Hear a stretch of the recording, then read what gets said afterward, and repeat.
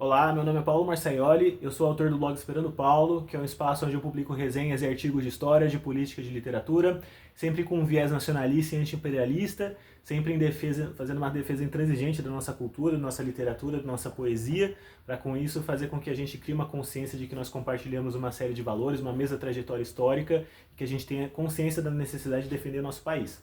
Hoje eu vou fazer uma resenha desse romance aqui do Mário Palmério, chama Vila dos Confins. Tá um pouquinho gasto aqui meu livro, né? Trata-se aí do primeiro romance desse escritor aí, que na verdade não tem uma produção muito extensa, ele escreveu apenas 2 romances na vida dele, né? E também começou na literatura de forma relativamente tarde. Esse livro foi escrito na década de 50, 1956, quando ele já tinha 40 anos de idade, né? Mas provocou aí um grande impacto, consta aí que foi um grande sucesso editorial, né? A despeito de hoje ele tá bastante desconhecido, né? Ele é parte aí ele é representativo, uma figura representativa daquilo que a gente pode chamar do regionalismo, da literatura regionalista brasileira, né? Da qual a gente teve grandes referências naquilo que foi conhecido como a segunda fase do nosso modernismo. Então a gente está falando aí de José Lins do Rego, Graciliano Ramos, Raquel de Queiroz, né? O próprio, posteriormente, depois João Guimarães Rosa, né? Então ele é parte dessa tradição, mas dentre esses grandes expoentes, nesses escritores regionalistas, ele ficou um pouco esquecido, né? E na verdade, ele, como eu disse, ele se introduziu na literatura de forma relativamente tardia e gerou uma certa surpresa, né, no pessoal que acompanhava a vida literária do país, porque ele era um político, na verdade. Até então ele era um político, né, um cara ligado ao PTB, ao Partido Trabalhista Brasileiro, político aí do setor, ele era do Triângulo Mineiro, de Uberaba, né? Então um político aí numa uma região relativamente conhecida, ele tinha desenvolvido um trabalho importante na criação das primeiras instituições de ensino superior no Triângulo Mineiro. Então ele foi aquele que levou adiante na década de 50 a criação de cursos, aí, dos primeiros cursos de Direito, de Odontologia, de Medicina no Triângulo Mineiro, mas então, até então ele era visto como um político tradicional, né, ligado ao trabalhismo e um educador, né? Então gerou uma grande surpresa ele se lançar na literatura e principalmente pela qualidade literária desses 2 romances, desse primeiro romance e Vila dos Confins, né? E aquele que foi a pessoa que introduziu ele, o grande patrono, né? A pessoa que lançou ele, vamos dizer assim, ou pelo menos que teve a primeira recepção desse romance foi ninguém nada menos do que a Raquel de Queiroz, né? Grande escritora do regionalismo cearense, né? E aí consta aí no próprio prefácio, ela conta essa história, parece bem interessante, né? Até então o Mário Palmério já era um político inaltivo, uma pessoa poderosa, ele liga para Raquel de Queiroz, ela fica até espantada aqui que esse cara quer falar comigo, né? E não havia, inclusive, até muita afinidade política, né? A gente sabe que a Raquel de Queiroz tinha um posicionamento mais à direita, inclusive hoje ainda se tem uma certa restrição, né? Me parece injusta, com relação a Raquel de Queiroz por conta do posicionamento dela, com relação a 64, ela apoiou o golpe de 64, né? Então ela tinha um posicionamento mais à direita e ela falou, o que esse cara do PTB? Ela não tinha, obviamente, uma simpatia pelo trabalhismo, né? O que esse cara quer conversar comigo aqui? Mas ele foi lá de forma até bastante tímida, né?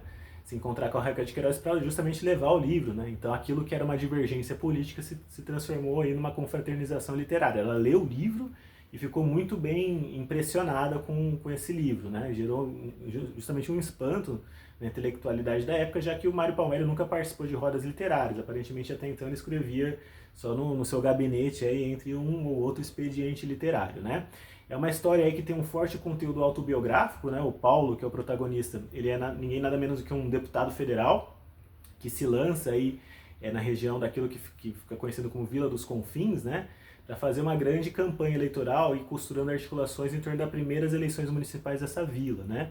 Vila dos Confins não é uma cidade específica que existe, né? Parece que uma cidade foi criada pelo escritor, mas poderia ser qualquer cidade aí do nosso interior, né? Do nosso hinterland brasileiro, né? O próprio título já dá alguma sugestão do que seria isso, né? Vila é aquilo que não é grande o suficiente, desenvolvido o suficiente para ser chamado uma cidade, né? Não tem uma densidade populacional, uma estrutura para ser uma cidade, mas também não é tão despovoada, não é tão desarticulada para se chamar de um arraial. Então tá é o meio termo entre aquele abandono de um mero arraial e uma cidade, uma vila, né? Uma coisa muito pouco desenvolvida, né? E confins, né, a ideia de confins é aquilo que é o fim do mundo, algo muito longínquo, algo que é de difícil acesso, né? Então Vila dos Confins é aquela cidadezinha, aqueles lugarejos, né, que ainda hoje a gente consegue, todos nós temos alguma referência, né, conhecemos aquela cidadezinha pequenininha do interior, que tem a sua igreja matriz no centro, daquele pequeno comércio, né, os homens aí na venda aí pitando seu cigarro, né, os gados, os cavalos passando, né, a gente tem muito isso. Então Vila dos Confins poderia ser qualquer cidade aí no interior de Minas, no interior de São Paulo, né, em Goiás, o centro-oeste brasileiro, que tem essa figura aí, uma natureza bastante exuberante, né? E como eu disse, o grande eixo, né, o grande motivo desse romance é essa primeira eleição, grande eleição municipal que vai se dar na Vila dos Confins, né? E aí se aparecem aí de forma bastante, inclusive até em alguns momentos irônicas, engraçadas, como que se dá essa política do cabresto, essa política do coronelismo, que muito provavelmente foi aquilo que o próprio Mário Palmério, enquanto deputado, né, nas suas andanças pelo país, ele vai presenciar, né? Então a gente tem todo tipo de patifaria, né? São mortos aí que se inscrevem aí misteriosamente nas listas dos eleitores, pura e simplesmente compra de votos, né? Algumas passagens até bastante engraçadas, pessoas que são camponeses, aí, trabalhadores do campo que são analfabetos, né? Mas que são recrutados aí para se credenciar como escritores, como eleitores, aí você tem os cabos, né? Os militantes dos partidos que vai pegar literalmente na mão do cabra lá para ele aprender a escrever o nome, para ele preencher a cédula depois para as eleições. É todo tipo de maracutaia, né? São dois campos políticos, né? O Paulo representa um setor aí, e aí até mais uma vez representativo do PTB. O PTB era um partido um pouco mais menos associado àquela política mais tradicionalista, né? Um partido aí que surge no esteio aí do movimento do Getúlio Vargas. Então essa figura do Paulo, ainda que esteja ligado aí, os dois campos políticos têm as suas maracutaias, né? Mas ele parecia ser um setor um pouco mais dinâmico, né? Um setor aí que buscava fazer uma transformação. Um outro campo aí mais violento, ligado à política dos coronéis, que é pela figura aí do candidato do Chico Belo, né? O candidato que se opunha aí ao protagonista do Paulo, né?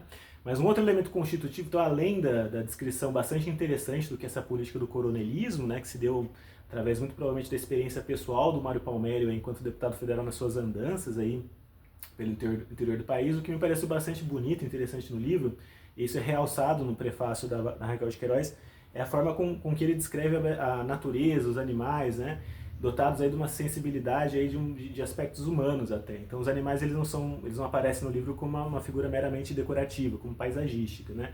Então tem passagens muito interessantes aí. Uma daquelas que impressiona mais é uma passagem dos urubus que estão cercando as reses, um boi que está morto, aquela vaca que está parindo o seu bezerro que tem aquele sangue, então os urubus sentem aquilo, então aquele movimento subreptício. Esses animais são dotados de intencionalidade, de sentimentos, então ele vai descrevendo, são páginas a fio que ele vai descrevendo essas cenas desses bichos, né?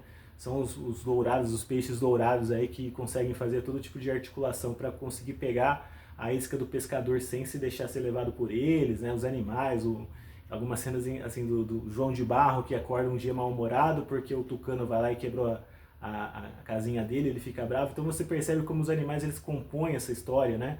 A gente pensa muito em João Guimarães Rosa, né? Burrinho Pedrez, por exemplo, né? Então a gente consegue ver através da natureza uma natureza humanizada, né? Dotada de sentimentos e tudo mais. Isso dá uma expressividade muito bonita. Tem uma capacidade de representar a beleza do nosso país, né? Acho que é um livro profundamente nacionalista, no sentido dele conseguir evidenciar, não, obviamente, as nossas mazelas políticas, né? Através da política do coronelismo, mas a forma como ele descreve a natureza brasileira, né? A natureza do nosso rio brasileira, é algo bastante comovente, né? Não deixa de ser representativo, bastante simbólico, né? Que o Mário Palmério ele foi alçado à Academia Brasileira de Letras ocupando justamente a cadeira do Guimarães Rosa, né? Então ele é parte aí dessa tradição, desse regionalismo, ele consegue, tal qual o Guimarães Rosa, atribuir aspectos universalizantes ao sertão, né? A ideia de que o sertão é o mundo, né? Então a gente consegue entrar em contato aí com questões universais em torno dessa história, né? Então me pareceu ser um romance bastante interessante que vale a pena ser lido, a despeito de hoje estar um pouco desconhecido, né? Eu sempre deixo uma resenha por escrito aqui nos comentários aí desse texto, né? Então fica aí o convite para as pessoas que querem conhecer um pouco mais e a gente se vê no próximo vídeo.